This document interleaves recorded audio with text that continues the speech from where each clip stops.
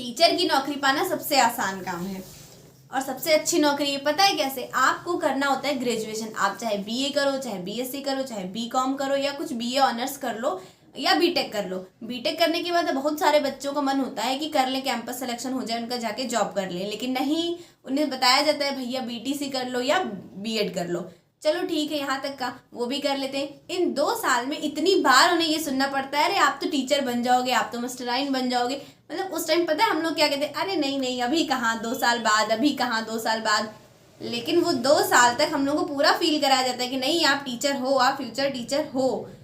चलो ठीक है, वो भी हम लोग खुश हो जाते हैं कि हाँ है, नहीं अभी नहीं, अभी नहीं, ऐसे करते हैं।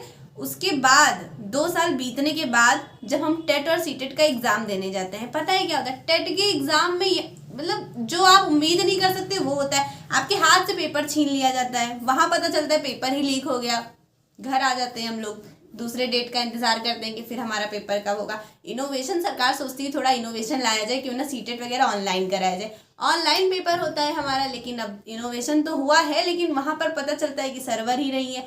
आपको क्या करना होता है? सर्वर नहीं है, कुछ रूम में पेपर हो रहा है, कुछ में नहीं हो रहा है, फिर पेपर कैंसिल हो जाता है, फिर आइए घर पे बैठिए, थोड़ी दिन इंतजार करिए नई डेट आने का।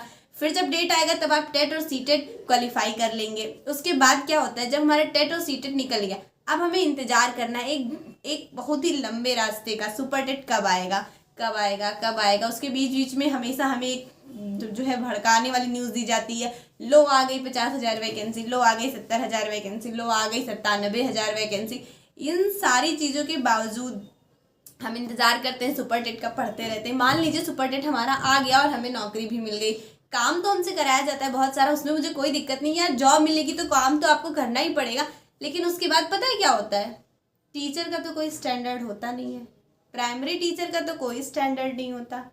अब हम कैसे बताएं उनको कि हम इतनी पढ़ाई करने के बाद, इतने एग्जाम क्वालिफाई करने के बाद जॉब भी हमारा स्टैंडर्ड नहीं है, तो फिर किसका होगा? खैर कोई बात नहीं, टीचर की नौकरी बहुत आराम की नौकरी है और बहुत आसानी से मिल जाती है, हमें तो यही मानना है।